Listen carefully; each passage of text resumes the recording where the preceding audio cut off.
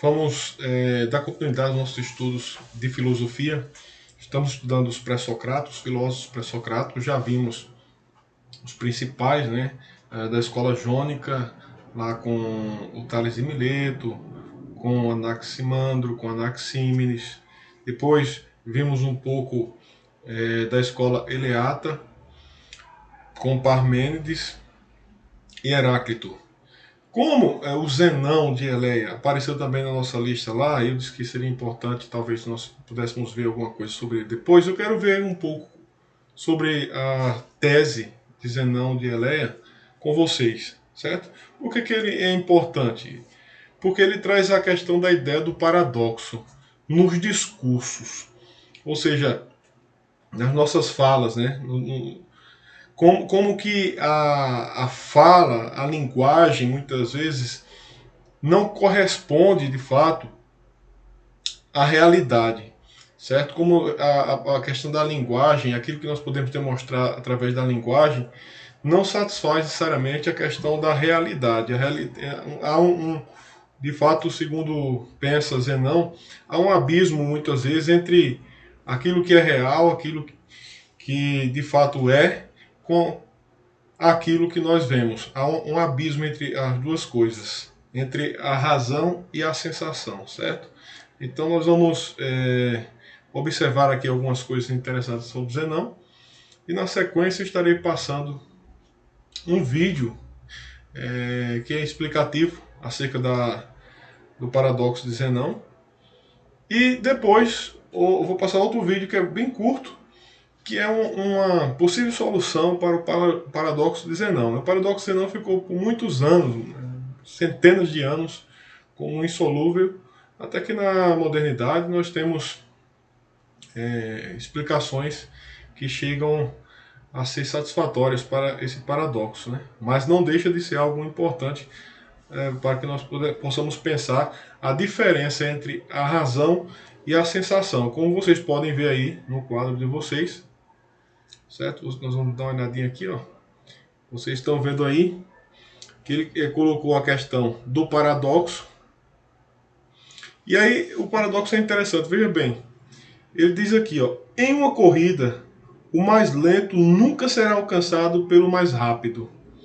Nós vamos ver justamente isso na demonstração que eu vou colocar aqui no vídeo, né? Ele usa as duas imagens, a imagem de Aquiles, que na mitologia grega era o mais veloz dos guerreiros gregos, e uma tartaruga. E então Zenão estabelece que se nós colocarmos uma corrida, fizermos uma corrida, propusermos que Aquiles saia de um ponto A, dando uma pequena vantagem à tartaruga que vai estar em um ponto B, mesmo que a tartaruga seja infinitamente mais lenta do que Aquiles, nunca Aquiles irá conseguir alcançar a tartaruga. Nós vamos ver então a definição. Aí é onde está o paradoxo, porque de fato, obviamente na prática, nós sabemos que não somente Aquiles, mas qualquer ser humano venceria uma corrida contra uma tartaruga. Mas a racionalidade não nos permite dizer isso, segundo Zenão, se nós formos analisar isso do ponto de vista da racionalidade, da razão. E aí nós vamos ver a demonstração desse vídeo explicativo que eu vou colocar para vocês. É muito interessante isso. Ele diz aí também que nós temos algumas coisas aqui que eu quero ler com vocês. Argumentos através de paradoxo, ou seja, ele começa a desenvolver uma filosofia toda baseada nisso, né? Através das contradições que existem, e por isso ele é um dos iniciadores da dialética. Lembrando lá que o próprio Heráclito também já estava com um dos princípios, né, da dialética, né? Um dos principiantes da dialética. Então, nós temos aqui, ó, o paradoxo de Aquiles, que é isso que eu acabei de falar para vocês, certo? E nós temos também outro paradoxo aqui. Ele diz que uma flecha em voo está a qualquer instante em repouso. Argumento contra o movimento. Pronto, aqui é a ideia, aqui ele retoma basicamente a ideia que está lá em Parmênides. Veja aqui que ele Se você tem uma flecha, né, no pensamento dele aqui, e você vai jogar aquela flecha, não importa se ela está aqui ainda no arco ou se ela está já voando em direção ao alvo, mas em qualquer lugar que ela estiver, ela vai estar sempre em repouso, ela vai estar sempre ocupando aquele espaço. É isso que nós vamos ver, inclusive, nessa explicação, um pouco mais adiante nesse vídeo que eu vou colocar para vocês. Tá certo? As características atribuídas a Deus, segundo o pensamento de Zenão, é muito interessante também isso aqui. É a eternidade, ou seja, o conceito de Deus como Deus eterno, que não tem princípio nem fim. Os pais da igreja, que são o período da filosofia patrística, nós vamos ver aqueles que tinham, vamos dizer assim, aproximação com relação à filosofia. Nós vamos ver alguns pais da igreja dizendo que Deus se revelou à humanidade de várias formas. E uma das formas que Deus teria se revelado à humanidade seria justamente através do pensamento dos filósofos gregos, de muitos deles, né? Quer dizer, não foi uma revelação plena, como nós temos nas Escrituras através de Jesus, no Novo Testamento, mas teria sido uma revelação importante, porque nós vemos na filosofia grega muitos elementos, muitos conceitos, né? Muitas ideias que são aplicadas a Deus mesmo no judaísmo e no cristianismo posterior. Tá certo? E uma delas é a eternidade. A questão do uno. Tudo é um. Isso aqui é fundamental dentro da ideia do cristianismo e também do judaísmo, né? Um dos lemas principais do judaísmo está justamente no Deuteronômio, que é o 5º livro da Torá, da lei de Moisés, onde está escrito: ouve, ó Israel, o Senhor nosso Deus é o único, é uno. E essa ideia também está no Novo Testamento, mesmo quando nós temos no Novo Testamento uma revelação que lá no Antigo Testamento está implícita, né? No Novo Testamento nós temos um desvelamento de um Deus uno que é trino, Pai, Filho e Espírito Santo. Mas mesmo assim, em todos os diálogos, em todos os discursos que Jesus faz, ele diz para eu e o Pai somos um, né? Então essa ideia de unidade está presente também no cristianismo, mas Zenão já trabalhava com esse conceito.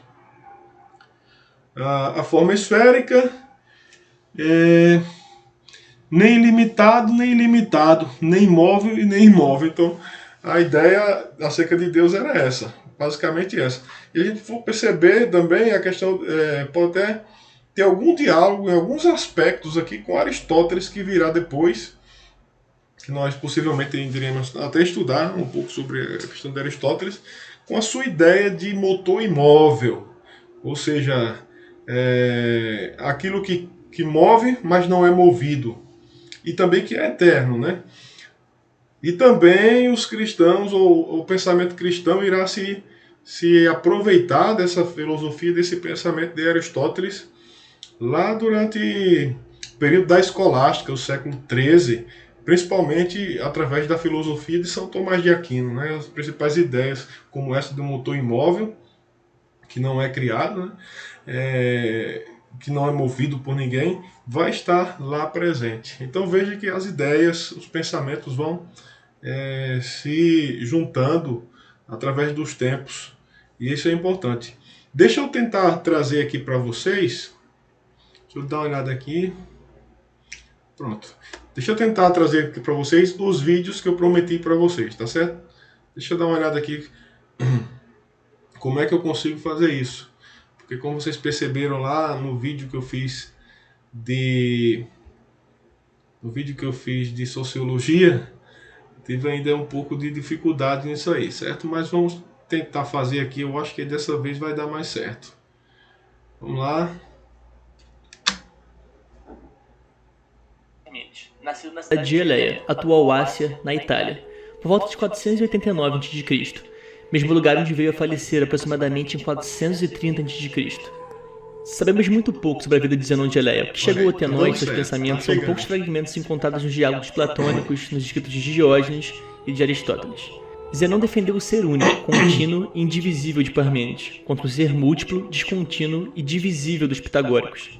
Com as ideias de seu mestre Parmênides, Zenão colocava a serviço seus conhecimentos lógicos. Seu método consistia na elaboração de paradoxos. Deste modo, não pretendia refutar diretamente as teses que combatia, mas sim mostrar os absurdos daquelas teses e, portanto, a sua falsidade. Acredita-se que Zenão tenha criado mais de 40 desses paradoxos, todos contra a multiplicidade, a divisibilidade e o movimento do ser. E entre esses paradoxos mais famosos estão o paradoxo da dicotomia ou pluralidade. Imagine um objeto que está em um ponto A e quer atingir um ponto B. Para Zenão, este deslocamento é impossível, pois antes de atingir o ponto B, o objeto tem que atingir um ponto no meio do caminho entre A e B, isto é, um ponto C. Mas para atingir o ponto C, terá primeiro que atingir o meio do caminho entre A e C, isto é, um ponto D, e assim infinitamente. O paradoxo da flecha é imóvel. Imagine uma flecha que está em repouso, ocupando um espaço X. Imagine agora que atiremos essa flecha, colocando-a em voo, e ela continua ocupando o mesmo espaço que quando em repouso. Zenão então diz que se um objeto está em repouso quando ocupa um espaço igual às suas próprias dimensões, e essa flecha em voo ocupa um espaço igual às suas próprias dimensões, pois não se deforma ou se altera, logo a flecha em voo está em repouso. O paradoxo do Aquiles e da tartaruga. Imagine que o herói grego Aquiles e uma tartaruga vão apostar uma corrida. Mas damos uma vantagem à tartaruga, porque ela é mais lenta, e assim a corrida começa. Para Zenão, sempre que Aquiles alcançar o ponto ocupado antes pela tartaruga, ela já estará um pouquinho à frente. Acontece que se analisarmos momentos cada vez mais curtos, parando para observar, sempre que Aquiles chega ao ponto onde a tartaruga estava anteriormente, novamente a tartaruga terá andado um pouco mais, mesmo que uma distância mínima, estando assim sempre à frente de Aquiles, de modo que ele nunca a ultrapassará. Mas é claro que se nós analisarmos com base nos sentidos, o resultado será diferente. Aquiles passa a tartaruga sem demora. O problema desse paradoxo é que Zenão considera o tempo como uma constante. Eu vou deixar na descrição desse vídeo um vídeo do canal Me Salva, que ele trata desse tema e soluciona esse paradoxo. E o que Zenão tenta exemplificar com seus paradoxos é decidir qual caminho leva à verdade, o da razão ou dos sentidos. Pois se analisarmos o mundo com base nos sentidos ou com base na razão, nós obtemos resultados diferentes. E para Zenão, tendo em vista que os sentidos são enganadores e que nós podemos ser facilmente enganados por eles, Zenão termina por dizer que a realidade só pode ser explicada pela razão e pela lógica, que é infalível e não depende de um ponto de vista. Bom, pessoal, eu vou fazer então aqui a transição para vocês assistirem o próximo vídeo, certo? Que é justamente o vídeo que ele indica aí. Eu vou fazer a transição aqui para vocês poderem assistir e ver a possível solução que se dá então nessa questão do paradoxo de Zenão, tá certo? Deixa eu ver aqui o que eu faço. Vou já tentar. E vocês perdoem aí que tem um cachorro aqui, uns cachorros aqui na vizinho. Eu já não crio bicho nenhum porque eu tenho abuso desses latidos, entendeu? Mas infelizmente a gente vive numa sociedade. E numa sociedade a gente tem que respeitar e aceitar as diferenças, né? E o vizinho aí gosta de criar os bichinhos dele. Então que ele crie, que eu tenha paciência para poder conseguir viver em comunidade, não é isso? Deixa eu tentar aqui, ver se eu consigo aqui. Vamos lá. Vou mandar para vocês aqui, tá bom? Deu certo aqui agora. Vamos lá. Tá aí na tela já. Deixa eu só dar um play aqui para dar tudo certo aí.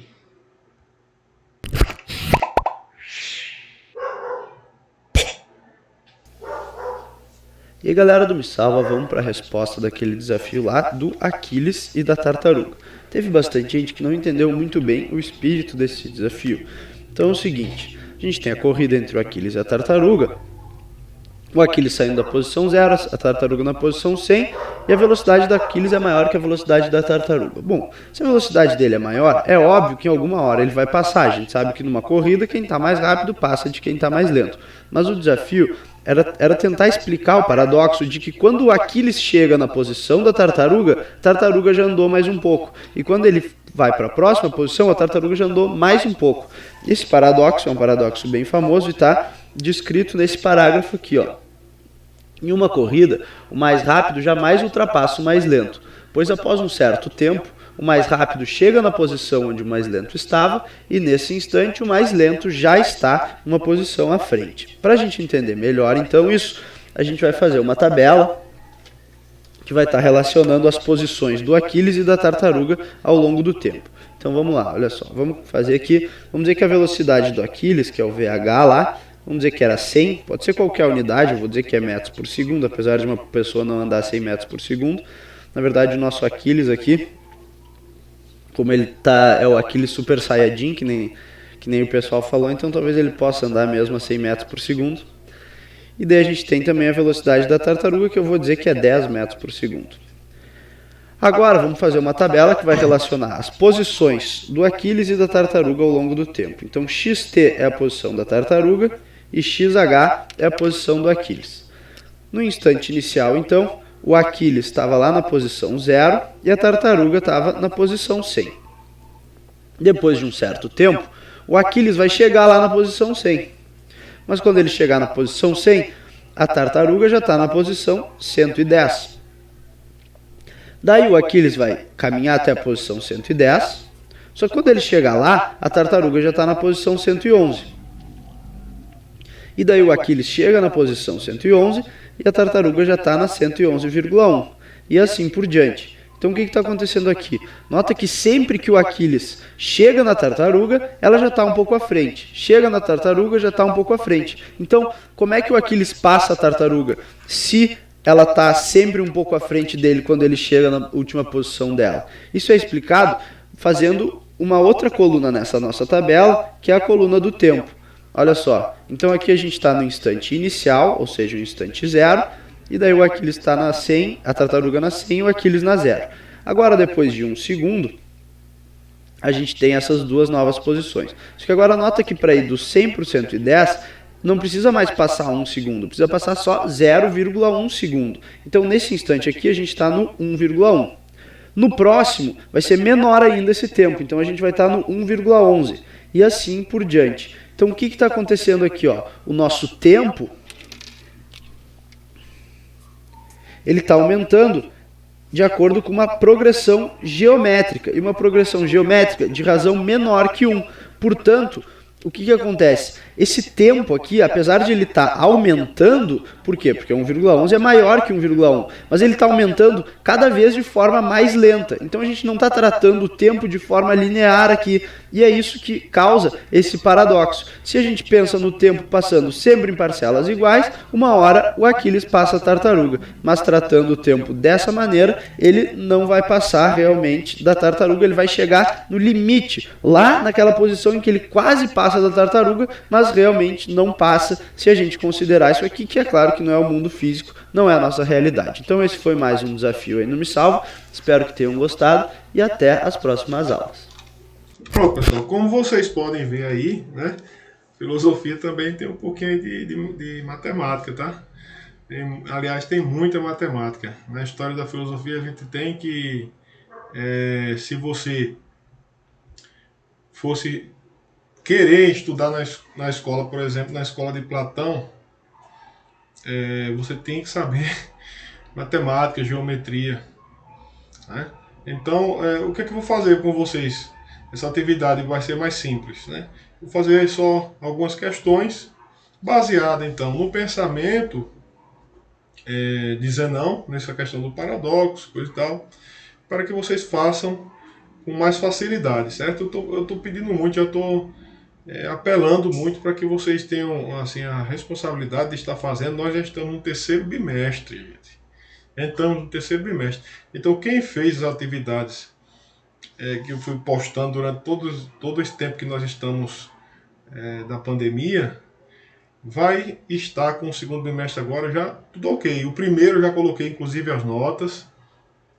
Se você vem fazendo as atividades, observe lá no Saber que a sua nota do primeiro bimestre já está definida. E aí eu quero também que vocês façam essas atividades agora, no terceiro bimestre, para que a gente, quando chegar no final do ano, estejamos livres, né, de um acúmulo muito grande de atividades que a gente tem aí para fazer, certo? No final do ano, no final das contas, a gente precisa dar nota. Então, peço a vocês que façam. Quem não fez vai fazer depois, aí fica somente o professor e os alunos retardatários. Mas fica mais fácil com menos alunos, certo? Conto com vocês, um abraço, damos continuidade na próxima aula.